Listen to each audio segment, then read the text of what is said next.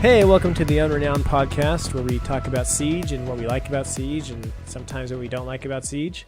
I'm your host, Ryan. And I'm Chris. And this is the inaugural episode of the Unrenowned podcast. So I guess to give you a little background on us, we've been playing Siege since closed beta, so day zero, basically. We play on PC. Anything else you want to add? No, I think that's pretty much it. So we're kind of just standard Siege players. Yes, but we've been there since day zero. Yeah, we've been around for a while. So we're not actually that good at Siege. Like, but we're not bad. We're not diamond players. We're not like pro streamers or whatever. But on a good day, we're low gold. I think if we had a good team with us all the time that was all eye level, I think we would be probably high gold, low platinum.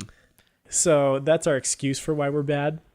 And we could be better if we were more dedicated and had the right team that was also just as dedicated. Yes. Is that fair to say? Yeah, okay. That's fair. Okay, so if you're okay with that, and you like Siege, and you like podcasts, well, you found us, so good job, and keep listening, and hopefully it'll be enjoyable. Exactly. There's gold, not on the way, but it's okay. Gold. No, we're going for platinum. Oh, sorry. Diamond. No, let's take it one step at a time. All right, so Chris, let's get on to the news of the week, which is Grim Sky came out. So it's been out for 3 days now. Yeah, came out Tuesday. Yeah, so the operators are Clash and what's his name? Maverick. They are new operators, and they are out for season pass holders. They'll be out for regular plebs next week. I'm one of those plebs. Yeah. So let's start with the operators. Yeah. So we have you got her name wrong. Her name's Zombie. Sorry. I used her her stage name, but her true name is Zombie because she actually came out of a little known movie called I Am Legend, starring Will Smith. Yeah. So let's start with her. I don't know why we're starting with her, but alphabetical order. So she's got the shield that's kind of like Montaigne, but not at all like Montaigne. So it protects you, but if somebody knifes you, you're completely screwed. Yeah, so let's just go through her whole loadout real quick, and then we'll talk about her a little bit. So she's got the shield. It's fully glass, so it's a lot of visibility, way more visibility than any other shield has had. Obviously, she's the first defender with the shield. But she doesn't get a weapon when she has her shield out. So her secondary weapons, she's got kind of a standard pistol. It's a P10C. And then she's got the SPS MG9. And so that's a 2-shot burst SMG, I guess. Yeah. Kind of a PDW type of weapon. And then her secondaries are barbed wire and impact. So that's kind of a standard defensive loadout. Pretty good choices there. And then she's a 1-speed, 3 armor. Mm-hmm. I think a lot of people were first expecting when they saw Clash, is that she'd be kind of like Fuse's shield or something like that, where she'd be like a normal riot shield, have the pistol out, everything. Right. And it's interesting because it's completely different than what anybody was expecting. And it's cool to see something unique. It's different. Right. And so I don't think I mentioned this, but her shield has the electric shock on it, right? So when her shield's up, we're kind of just explaining this as if you didn't know it all, because I don't know, maybe you're the kind of person that doesn't have as much time to play the game, but you want to listen to it, and I can totally see that being like the podcast audience. But so when her shield's up, she can fire an electric shock, which actually has a really long range. I think I read that it's like 12 meters. I don't know if that's exactly right, but pretty much down the hall of Hereford Base, you can shock somebody, right? Yeah, it's pretty good. So it slows people down, and it seems like it's a pretty good slow. It doesn't last for super long. The slow wears off pretty quick. But if you are chasing someone or you just have one person there and you can slow them down, you can easily get another operator behind you to pick up an easy kill. Right. And I think what that's really great for, honestly, is because she actually is pretty vulnerable as a shield operator. It's a good way to keep people's distance from you and to kind of be able to escape a bad situation. So what's different about her is that she has kind of the full shield like a Montaigne, but if you melee her, it goes to the side just as if she was like a blitz or a fuse. Yeah. Or any sort of like Ash's, what are those called? Breach charge or reaching round. Right. Explosives. Yeah. Anything just completely tears it apart. Yeah. So, so I'm going to say, like, I don't know that she's really that good or that she will really be that useful in her current, like, state. Certainly she's brand new and, like, not even all the players have access to her yet. I should mention, by the way, so we've played Technical's test server and we got a lot of kind of intel on the operators that way. And then I've been playing them as it came out. So...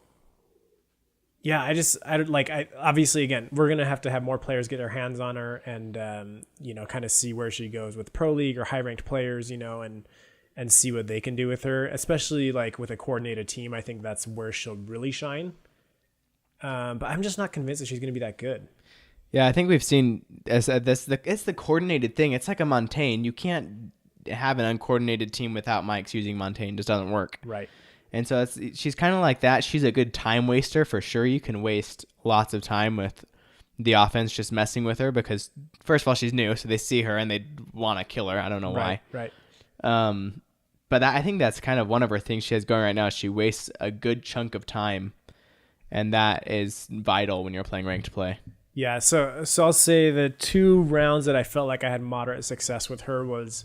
there was that one round on the clubhouse. We were defending bedroom and we kind of locked down Zofia and somebody else on one over like in cash room. Just basically they were focused on me as Clash and you kind of trying to kill them or just, keep them down. So we kept them busy for a minute and a half, 2 minutes, which is a long time. I think we were in casual, so it didn't actually matter. Yeah. But if it had been a ranked game, that would make a big difference. We ended up losing that round, I think, because our team just got killed behind us. But so there was that. And then the other one where I had some success was it was down to a 2-on-4. We were obviously defending. And I kind of just like went up to like I kind of just like peeked people and let them like shoot at me and kind of shocked them back until they had to reload. And then I would just like switch weapons and go kill them real quick. And so I did that with 2 people.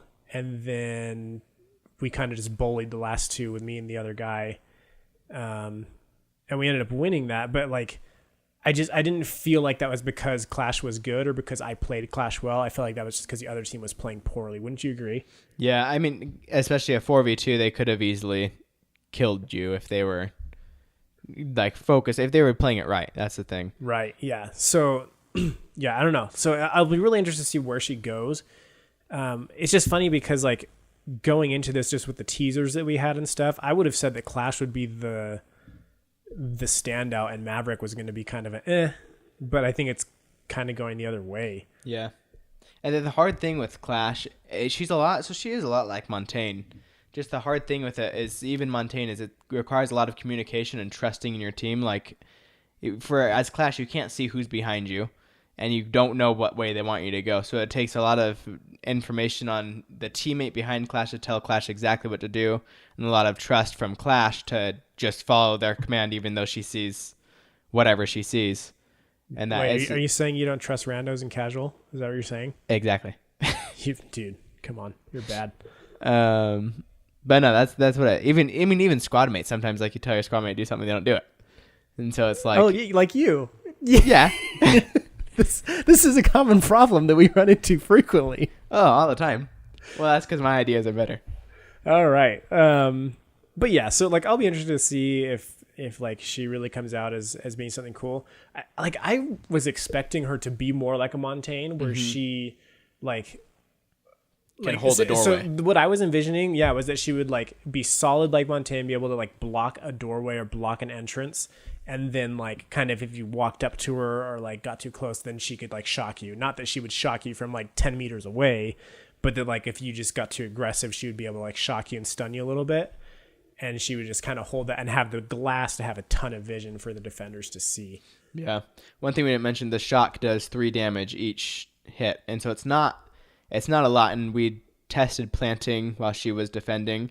And while getting shocked the whole time, I think my health was still like 82. Yeah. So yeah, we were trying to test if she would interrupt a plant, and she doesn't. And then yeah, so I shocked through the whole duration of your plant, and you finished with 82 damage. I think we had the plant shortened to 5 seconds. It has 7, so it'd be a little bit more than that. But the point is, it does virtually no damage. Yeah. Even like I was electrifying a downed guy, and it took me probably close to 2 seconds to kill him. So yeah, like the shock for sure. It's a defense. It's not an attack. Yeah. That's Clash. Zombie. That's Zombie. So Maverick, let's break down his loadout real quick. So he's got the AR-15. Is that 50 caliber? Is that what that says? I think so. That's strange. And so that's a single shot DMR. I think it's got like 12 rounds per mag. Yeah. Which is like nothing. It's like Glaz status, which yeah. Crazy. Yeah. And then he's got the M4, which is automatic weapon. It's really good, really precise. 1911 TAC Ops is secondary, just kind of a standard pistol. Secondary gadgets are smoke grenade and claymore, and then he's a 3-speed 1 armor. And then his main gadget is the blowtorch that can kind of just burn holes through everything. Yeah, he's cool. His guns, first of all, I use the AR-15. It's cool. It's a nice DMR, but I favor automatic weapons a lot more in Siege. If it's not like Glaz's sniper rifle that can really tear someone apart in one hit. It's the automatic guns that always get that random headshot. Totally. That gets the win. Totally. Yeah, so I don't know, so Maverick, what I like about him is that he's super interesting in that he's a new hard breacher that's very different from our current hard breacher. So you know, I've been thinking for a while, like we're going to get a new hard breacher soon in one of these next patches. And I was kind of thinking like, I don't know what else they could really do with the hard breacher. I think they'll basically just give us like a slightly altered version of Thermite with kind of different guns, or maybe like a faster thing, but a smaller hole or something like that, you know, like maybe to counter the bandit trick, it's a faster burn, but a smaller hole. But he's totally different. Yeah. Right. Like I was thinking it was going to be like a Zofia to an Ash, but no, he's like fresh, and that's cool. Yeah. It's completely new, which is going to be interesting to see meta evolve with Maverick. And I don't think we've really seen him so far. I think his meta evolve will start being really good, especially in Pro League. We'll see some of the strategies they use, but so far we haven't really seen a Maverick like do something spectacular. Right. And to be fair, I haven't been like hunting down like top ranked players to see what they're doing with these operators. But I do think that Maverick more is the kind of guy that he's going to be really interesting at high level play. Yeah. What's weird about him though is that, like, he is a hard breacher, but I wouldn't ever consider him as like, okay, we've brought a hard breacher. You know what I mean? Like you're just not going to open holes to enter with Maverick. Yeah, I think you're always going to need Thermite or Habana to do something, but I think Maverick, we've seen the, what do we call it? The Blackbeard and Maverick combo, the Black Rick. Yeah. So we've seen that, and then we recently on the subreddit someone posted Blackbeard and Maverick combo, just a small little hole and Blackbeard shield right in the hole. Nothing they can do about it. I think that's one of the cool strategies that we see with him, and I think he might be really good to use as someone flanking the other side, just getting the other reinforcements as Thermite hits the main reinforcements. Yeah. Also, I think he'll pair really well with Glaz, especially since he does have smokes. You know, he can open those tiny holes for Glaz to shoot through from a distance. And then I think he'll be great for countering bandit tricks, right? So you just open up the bottom of the thing and bandit can't get close enough to do it. And then the trick is, how does your Thermite open it? So I guess you could, what I would do, I think, is like, so let's say we're on like Chalet attacking the garage. Yeah. I think I would kind of open maybe like a little bit to the sides of the garage and kind of leave the center closed. Yeah. So then like either bandit's already in the center and you know exactly where he is and you can do something about it, or like he has to cross those little slits to be able to plant the thing. So I think like little tricks like that will go a long way. So that'll be interesting to see. What's hard is that like when we were playing the technical test server, we played almost exclusively on Hereford because we just wanted to get a feel for that map. So that was a little bit of like not really knowing what we were doing in the first place. And then when we started playing these guys on the live servers, we got like Cafe like 3 times in a row, and then we played casual and got a bunch of unranked maps. So it's like, okay. So yeah, I feel like we don't have a good read on them yet. No, that's true. I mean, with every operator, I think it's going to be a lot of teamwork and then good communication and a smart player, not just wanting to like, hey, new players, they get a new operator, they just want to use the ability all the time. That's just what they want to do. Yeah. So right now we're seeing a ton of clashes, like just go everywhere, being alone all the time, just using their ability. And Maverick, I think right now too, making stupid holes. So when it's more of like a ranked play, thinking about it, I'm choosing Maverick for this reason, I think we'll start seeing some really cool plays happen. Yeah, so I think the jury's still out on both these operators. Anything else you want to bring up before we move on to Hereford base? No, I think that's it. They're good operators. They're unique. It's interesting. They are unique for sure. It's gonna be fun. Yeah, it'll be fun to see where they go. And I do think that Maverick is just set up to be a great fragger, right? Yeah. With his gun and his claymore and the smoke and the 3-speed. Like he's gonna be popular. Yeah, 3-speed. That's a big thing. Totally. He's gonna be a good operator. So Hereford base. So it's been totally reworked. It's basically a new map. It's vaguely familiar in certain spots, but it's really a brand new map. So the original Hereford base was one of my favorites, partly because it was one of the 3 that was in the closed beta. So we played those maps a ton. We probably got 30 to 40 hours in on the closed beta, wouldn't you say? Yeah. Over like 6 days or something that it was. Yeah, although like 20 hours that time was probably sitting in lobbies waiting to be together as a squad and find a match. Yeah, one day kids will tell you stories of closed beta. That was fun. It was fun.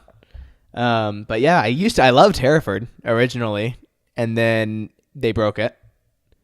Yeah, so okay, this is an interesting history for you guys. So Hereford, I mean, it had its problems, I think, to begin with, just because it's got that one staircase that's like makes it really tough to move around once the attackers are in.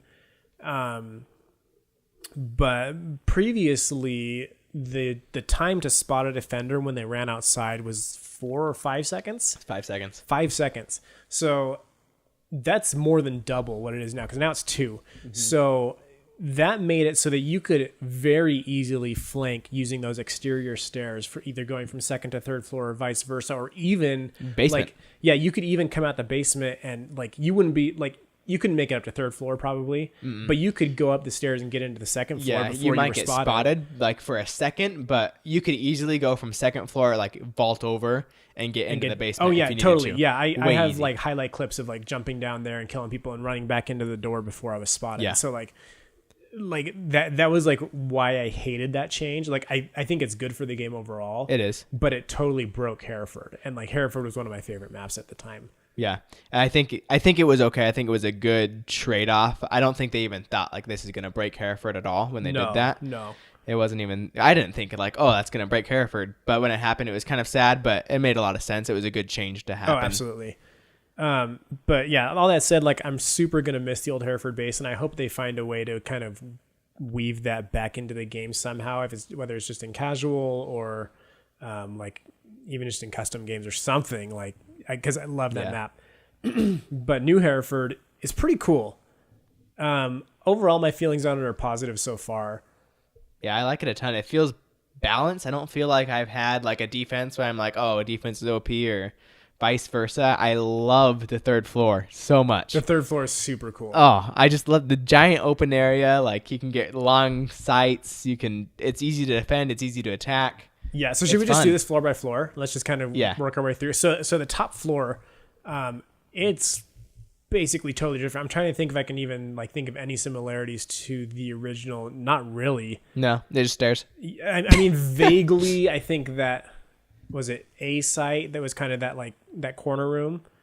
Yeah, the tiny little room. Like if you come up the stairs, it was on your left. Was that A site before? Or I was don't that B? remember. I don't remember if it was A or B. But anyway, when you like on the old one, you come up the stairs and that room to your left, there was a bomb site, and the hostage I think was also in there. Mm-hmm. That is vaguely still there.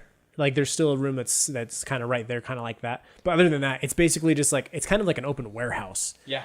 And there's like some like kind of squared off rooms a little bit, but it's just like wide open. And it's cool. Like I don't feel like there's any other map in Siege that has something like that. No, that wide open. Maybe like the bakery and cafe is kind of a little open like that, but it's not as big. But I think the difference here and what's cool about it is that there's not that many sightlines from the outside, right? So like the bakery on cafe, there's the door and there's 3 windows on it. Plus like you can open up stuff from like the little kitchen area and everything. Yeah. But this one, like there's hardly any windows that actually go into the room. Yeah. And then there's like the one door and then the stairs, of course. So like, it's just, you have to be in there really to fight.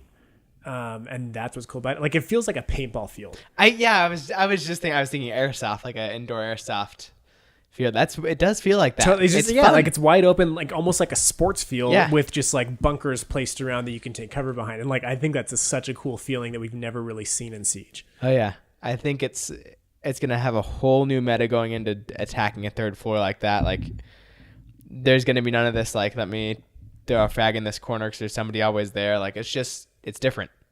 Yeah. I think cool. it's going to be the kind of thing where it's like, you'll see, especially at higher levels, you'll see a lot of like coordinated pushes at like a bunch of angles at once. So it'll go from like going very slowly to all of a sudden, like all the action happens in like a matter of seconds. Yeah. And then it's just whoever wins the gunfights wins the match. Yeah.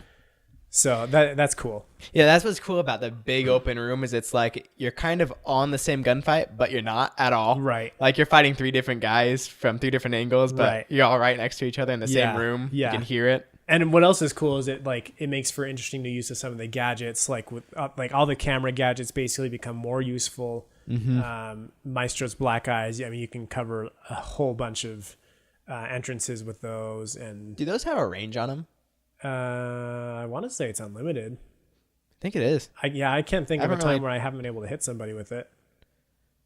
Anyway, sorry. Yeah, but so yeah, like I think that one's gonna be really fun to see because I think it's just different than what we've seen before. Yeah, it's fun. It's really good. Second floor, I don't even feel like I played on the second floor that much. I've definitely played it. I just don't have a grasp for it yet. Yeah. It's like it feels a little bit like. I almost want to say Oregon's like bedrooms where it's just kind of like a little bit mazy. Yeah, confusing. Yeah, and like Oregon's bedrooms, I mean, it's really just one hall connected to bedrooms. But like I feel like it's sort of like that, but kind of winds back on itself a little bit more. Mm-hmm. And again, this is one that's like basically totally different from before. Oh yeah. Again, like no similarities there. Yeah.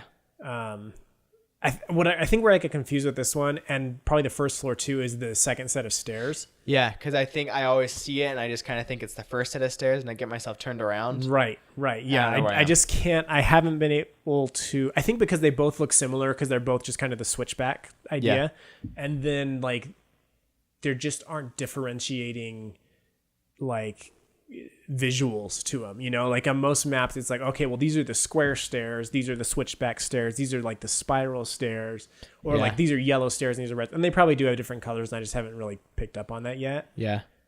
But I think part of the thing is too, we haven't been able to play that in a ranked match yet. Yeah, that's true, because we've played ranked and we just did Aba's like cafe 3 times in a row. And then when we do the, what's it called, like the where you can only play Hereford. Yeah, I don't freaking know, man. It's called like I didn't make find these out words like up. creative, not creative. Yeah, it's like it's Explore or something like that. The podcast is yelling at us right now. They know exactly the podcast audience. Oh, it's gonna bug the heck out of me. I'm so sorry. It's all right. No, anyway, so when you played just Hereford though, Discover. There you go. Yeah, Discovery or something like that. So when you're playing just Hereford, it doesn't let you choose spawns, and so it's hard to like understand like where I am, like to choose like I want to try playing this floor now. Yeah, so this is actually like one of the biggest gripes we have about casual versus ranked, and we'll probably get into this in more detail at some point. But like, if casual is supposed to be a place to learn the maps, then I don't understand why voting for your spawn isn't there. both on attacking and defense. Like, it just seems like you can learn much better if you have some influence over where you're going to be. And like, you know what to expect, and you can kind of do the same one a few times in a row and like figure it out. In fact, I have a whole video about this on my YouTube channel. Yeah, I've written like 6 posts about this, long persuasive essays that have gotten some traction. Yeah, I'll link to my video in the comments if you're interested, or not in the comments, but in the show notes. Anyway, but yeah, so like I feel like that's kind of impeding our learning of Hereford a little bit. Yeah. So second floor, honestly, I really don't have that many opinions on. But down to the first floor, I think the first floor is pretty cool. It is. It's cool. It has a lot of similarities too. Yes, that one feels much more similar. So it still has the garage. It's a little bit more open, and there's like more ways out of it. Yeah. There's no more ladder down to the basement, which is kind of sad. I really liked that area before. It was fun. And then like the opposite side of the garage is still fairly similar. Yep. It's a little bit different, but pretty close. More entries over there, I think. But they've gotten rid of like the soft walls that come right into the objective.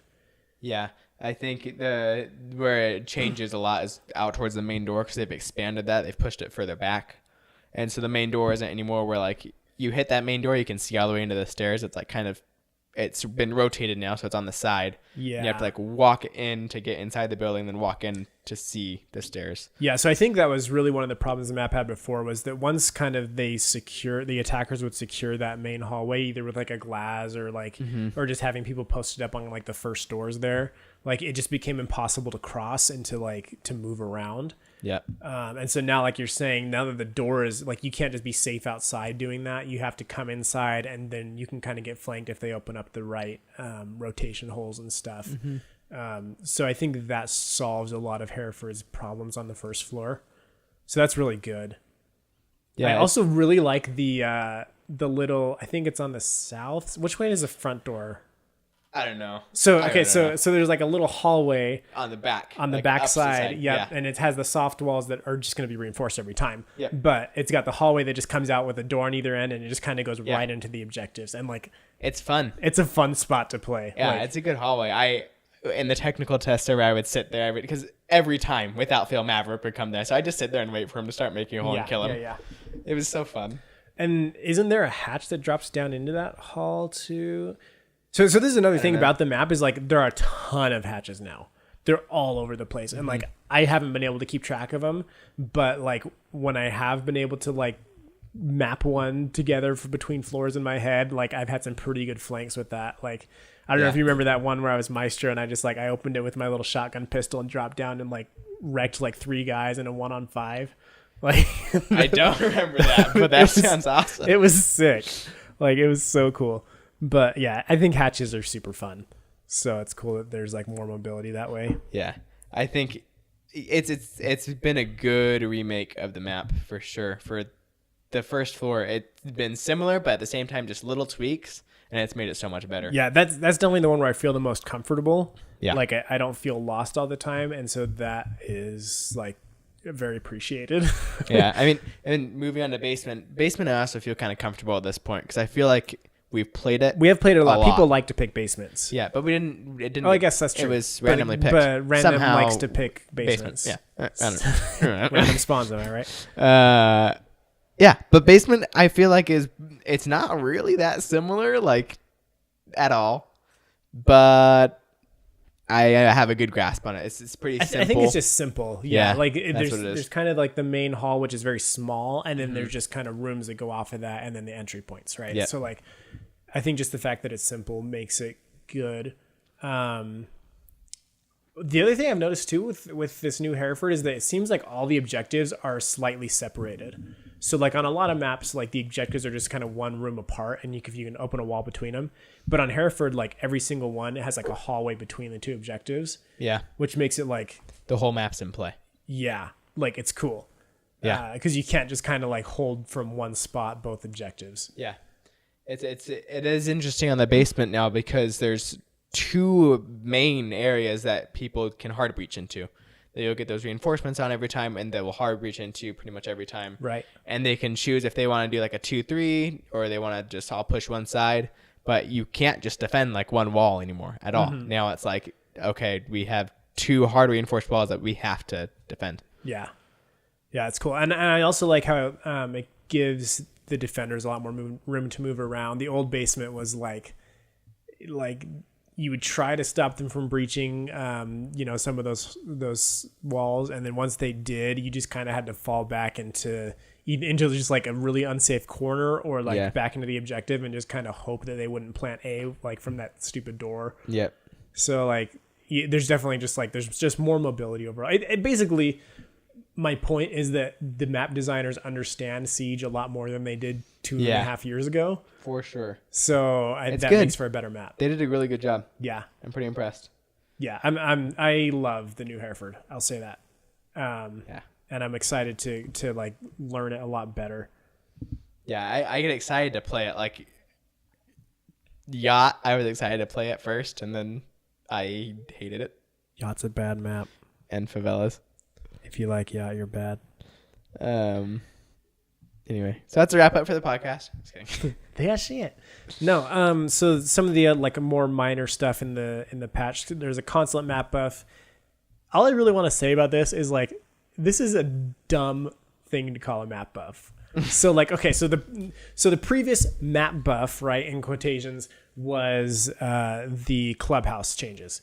Which the clubhouse changes are significant, right? Like they added whole rooms, they took out ceiling hatches, they added like new stairways down to the basement. Like it's way different. Okay, so that's what they established as like, okay, this is a map buff. Then they like were very specific to like differentiate that from a map rework, which was what Hereford was. And I get that. Okay, yeah, like Hereford is definitely a much bigger change than anything that was on Clubhouse.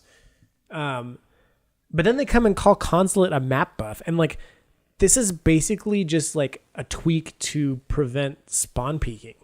Yeah, like that's all it is. Oh, they added a 4th bomb site. Okay, so I'll give them that.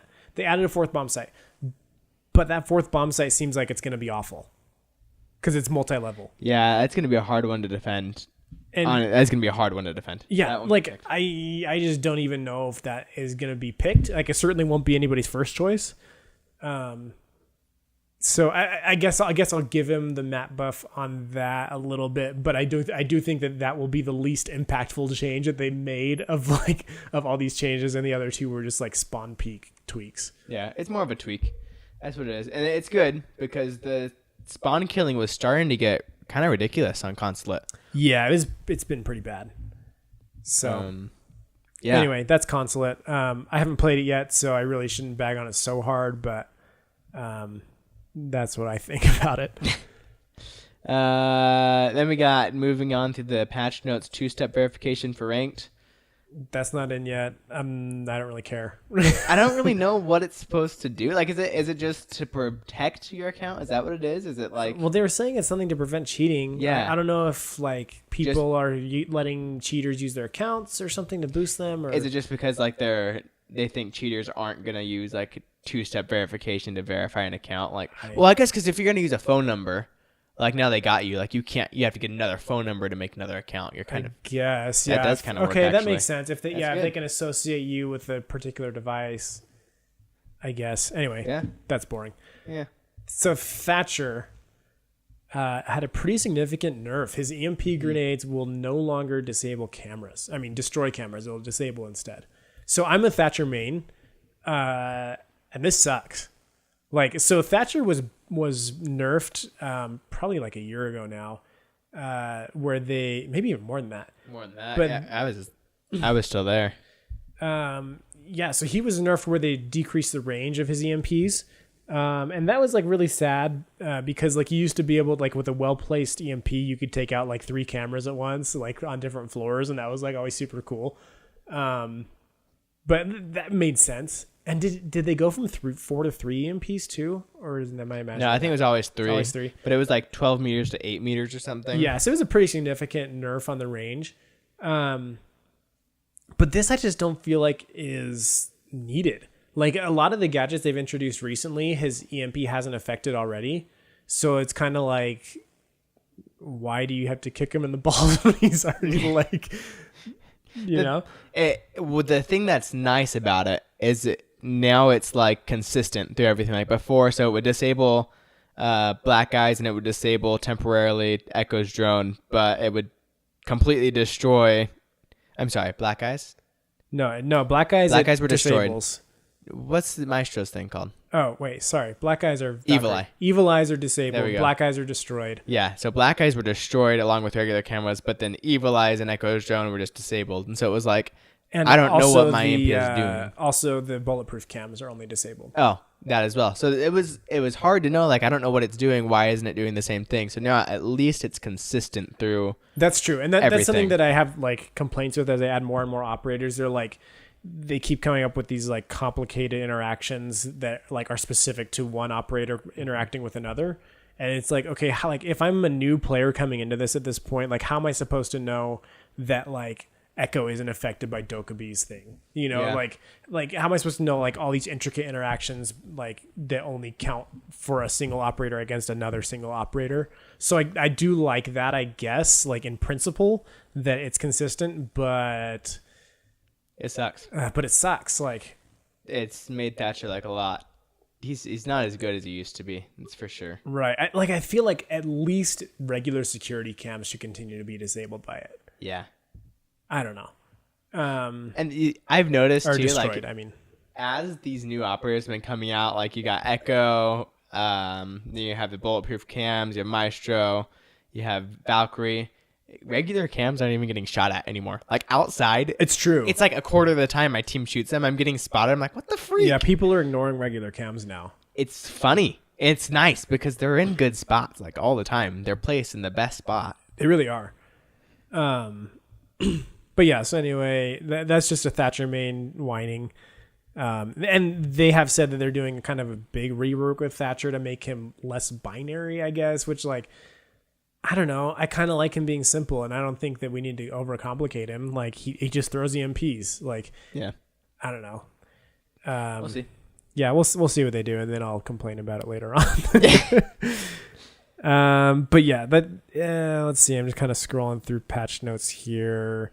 They did the weapon sight misalignment fix, which is cool. I love that. I think that's the highlight of the patch for me. I mean, the new operators, the new map is super cool, but I love this sight realignment because it changes like everything. Every single map, every single operator you play is completely different now because your sights are accurate. They're on. And so like I feel like now when I get killed, I'm instead of being like, freaking lucky shot, I'm like, okay, maybe it was a lucky shot, but at least I know his sight was actually on my head. Yeah, it wasn't like RNG luck. It was like he happened to snap to the right spot luck. Yeah. Yeah. Other like quality of life changes, idle operator pick. So now if you're gone, it'll select a random operator for you. It'd be nice if like they did some kind of logic where it's like, just pick their like most played operator that's still available, or if they let you like set up like a list of like these are my top 5 or whatever. Yeah, top 5. There you go. Like that'd be cool, but hey, like at least I won't be recruit. And honestly, like I play pretty much every operator anyway, so that's fine. Yeah, that was a long time coming. That was good. Yeah. I've had it a couple of times too. I'm like, I don't really know what I want to be. I just let it. And so you just let it go random. Yeah. It's nice. And then they've added like text mute for PC and like a little bit more control over how and who you mute. So that's cool. So let's talk about the ranked playlist a little bit, just because that's been updated. So I guess the only thing is that they've added in Hereford, right? There's no other differences there. Yeah. So I guess just overall, what are your feelings on the maps in ranked? I like every single map that's in ranked right now. Theme park, I'm still kind of shaky on like the other side of the train. I'll say theme park is the one that I really don't like, and I wish they would take out. Okay, fair. It's my least favorite out of all of them. Yeah, and I don't know if there's another one I would add instead. Maybe Canal. Maybe. But like I'd be totally fine with just having the 11 minus theme park. For sure. I am still sad that House is not in ranked.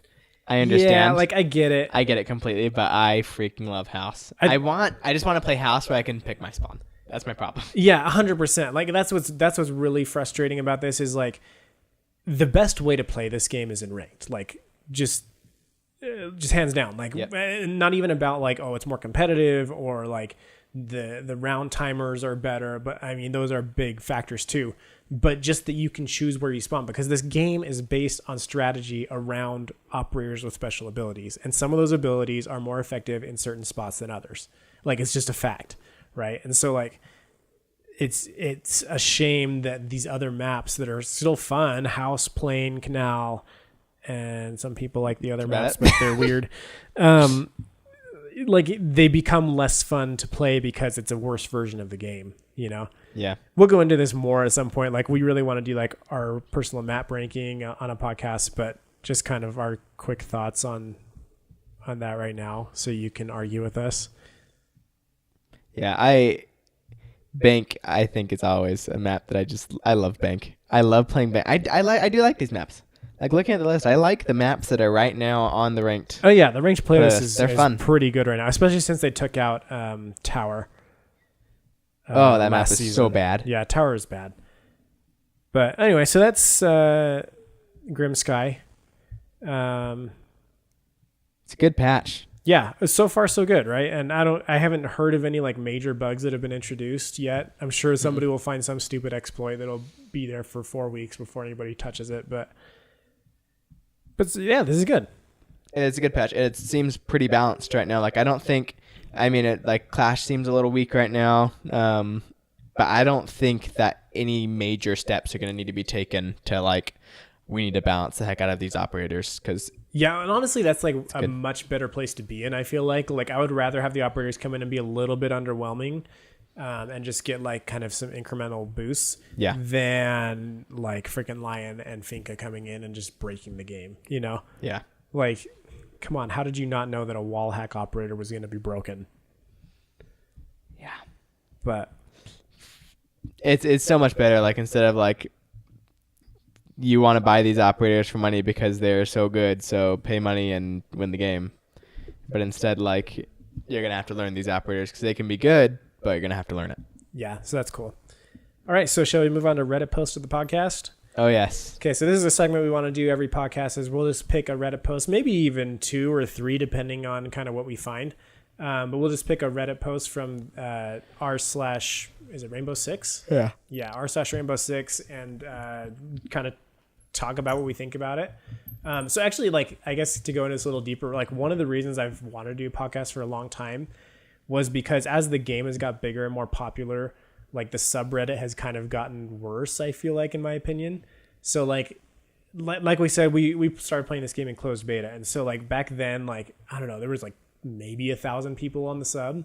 Yeah. And so like, you would post something that was like interesting discussion, and actual interesting discussion would happen, and you know, we would talk about the game and what they could do to make it better and all this stuff. Whereas now, like, not that it's bad, but it's just like flooded with like gameplay clips, like art and like animations and stuff. It's just like every time I go on there, it's like, here's a new operator icon animation. I'm like, yes, I don't freaking care. Oh my gosh, I wish they had a subreddit called Rainbow 6 Art or something like that. Yes. Like, Rainbow 6 right creative. now I'm looking at it, the top 5 are creative and just another drawing of Frost, another drawing of Doc. Right. And again, like that stuff is super cool. It's and cool. Like, but frankly, like, it's all like, it's the same thing. Yeah. Like, I didn't want to say the same thing, but that's like, it's all, there's nothing more to gain from it at this point, right? Like, we've seen it all. Like, honestly, I think that the solution would be like, they should just do like an art Friday or something. And like, on Fridays, you can come and post your art and your stuff like that. Or like a Game Clips Tuesday or whatever, so that this sub could have a little bit more just like actually talking about the game. So that's kind of one of the reasons that I've wanted to do the podcast for so long, is because I've been missing like opportunities to actually discuss the game at a like less than surface level, or greater than surface level, I guess. So yeah, what we want to do is we just want to pick a Reddit post each podcast and just kind of talk about it, basically. We can even go through some of the comments and break down like if we agree or not, and what we think that they should do regarding whatever the thing is. Mm-hmm. So if you see one that you think we should talk about, go ahead and tag us in it on Reddit. So I am RD Fiasco. So just at me on Reddit. And then mine's just hello with 3 O's. So JUSTHELLOOO. Yeah. So I guess it's not at me, but /Yumi on Reddit. Yumi on Reddit, man. Yeah, Yumi on Reddit. Okay, so the one we want to talk about today is called "A Feature I Feel Is Missing in Siege: TK Forgiveness" by Aricurd. So we'll link it in the show notes. But yeah, so basically he's suggesting that you should be able to choose to punish or forgive a player after a team kill. Yeah. So let me say this idea is not original at all. Halo's been doing this for forever. Yeah. This is not an original idea. But it's new to Siege. I don't know why they haven't implemented it yet, but it would be great. Yeah, totally. And like that's a little bit of one of my frustrations with Siege is like I feel like Siege has problems that the gaming developers had solved like 15 years ago, you know, and it's like, why does Siege have like this problem that has a common solution, you know, or various solutions, and you haven't tried to apply any solutions to it, you know? And so like the auto kick is just kind of dumb, and how easy it is to TK people in Siege. Like, yeah, it's one shot, you know, and like people are strafing around all the time and like holding small doorways and hallways. And it's like, all it takes is for your teammate to strafe across your bullet trail. And like that happens frequently. Like team kills are not uncommon. So to have it happen twice in a match, especially if a match goes long, like 9 rounds, like that can happen easily. And like, there's no way for your teammate to say, hey, he didn't mean to do that. That wasn't his fault. Yeah, it sucks. And too, you can accidentally like I've seen at the beginning of the round, like you're trying to shoot a drone or something, you accidentally kill a teammate, or you impact grenade a wall and kill someone on accident. Like I can see people being like, oh, it wasn't intentional, like just because they hate the guy, and it wasn't. Yeah, people abuse it. It wouldn't matter, because right now, as it goes, is once you hit your second team kill, you're kicked automatically. Right, exactly. Yeah, so all we're doing is giving like good players, or like at least squads, the chance to like not punish themselves and their teammate because of an accidental team kill. Like people will still troll with it, and like so like this one time I was playing Halo 4. This is a good story. And so like I was in a Mantis, right? So in Halo 4 there's like a, what do you call it? Like a mech, like basically a chicken walker from Star Wars, right? Yeah, there you go. And so I was in the Mantis in big team battle, and like I was dominating. Like I was probably like, I think I was in the Mantis the whole game. So I was probably like 20-0, like just completely dominating and like winning the game for our team. And like, I'm trying to remember the exact situation, but basically like, I was like fighting another Mantis or something. And like this Warthog came, like a friendly Warthog came, and like had a squad of 3 in the Warthog, and they like were driving around. I'm fighting this other Mantis, and then like somebody was like coming up to like plant a grenade on me or something. And so like I'm busy fighting the Mantis, and this guy's coming up to like board me and plant a grenade. So I did like the Mantis foot stomp, right? Which is like he just like picks up the foot and slams down. And so I did that to kill the guy that was about to kill me. And the stupid idiot Warthog is like running around right under me while I'm like in battle. And so like I stomp and I blow up this friendly Warthog with 3 guys in it. And then like they choose to kick me, because in Halo you can choose to forgive or punish. And I'm like, you guys are freaking idiots. Like I'm freaking like 20-0 right now, like killing the other team, like totally winning this game for us, and you kicked me because you're dumb and drove under my stomp. Like you're so stupid. So like people will abuse it, right? Yeah. Like, but the good thing about it though is right now, as it is, like it would only, the abuse would only hurt the people that did it on purpose, because you wouldn't give it on the first kill. Halo doesn't do it on the first betrayal. Yeah. So, it's the second one. And I would even say, like, you still give people the option to decide, like, was that intentional or not? Yeah. And then you can use that information to decide what to do on the second kill, right? Like the game, I mean. Yeah. And yeah, but like, yeah, I definitely wouldn't kick anybody after the first kill just because somebody said it was intentional, because people will just be trolls. Yep. But like, you know? Yeah. Can I talk about this top comment for a second? Makes no sense. So he says, I would like this if the cap for an auto kick is still 2. I'd like to be able to forgive accidental team kills. What I would not like is people getting kicked for a single accidental team kill. What? Like, okay, so right now, as it is, you can't get kicked for an accidental team kill on the first one, and the second one, you're automatically kicked. So the way that he's seeing it is, oh, well, now the first one you can get kicked. He doesn't want it that way, but he wants the auto kick to still be 2. Well, so he's saying, he says cap for an auto kick is 2, but I think what he really means is like the minimum or like the threshold. So you can get 2. Yeah. So like, and the third you're automatically kicked out. Yeah. Okay, that makes more sense. I think basically what he's saying is he doesn't want to give you the choice to kick somebody on the first kill, and basically make it easier to abuse, right? Yeah. I think that's what he's getting at, but it's basically what you were saying. Yeah, that makes more sense then. Because what I was reading it as originally was like right now you can't get kicked for the first one, and you automatically get kicked to the second one. So this system would work not at all with this comment, but I understand that now. Yeah. The other thing that I think is funny is like, so one guy says TKing to avoid interrogation is a legit strategy. Like, I feel like it's very rare the situations where Cav is interrogating and you can kill your teammate, but you can't kill the Cav. Yeah. Right? Like, if you can shoot your teammate, why don't you just shoot Cav? Yeah. I don't know. I guess if like Cav downed somebody, like down a long hall or something, and you couldn't actually see the Cav, but like you didn't want to risk it, maybe. Yeah, I could see that. But people always say that, and I'm always like it makes sense at first, and then you think about it more, and you're like, wait, if you can kill the teammate, why don't you can kill? She's on. She's like Cav? on top of them, like face to face. Yeah, she's right there, basically making out. Yes, like whatever. But I think it would be so good to have in Siege, like. They have it in Halo where it's hard to team kill someone, honestly. Like, it's not an easy thing to do. With grenades, like, yeah, and a rocket launcher. But, like, shooting someone, it's not an easy team kill game. With Rainbow Six Siege, with how easy it is, like you were saying, to kill someone, it would be such a good addition to the game.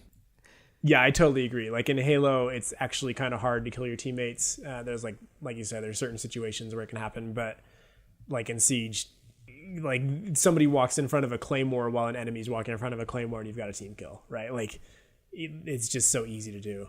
So fingers crossed. Yes. It's on my wish list. Cool. Along with a lot of other things.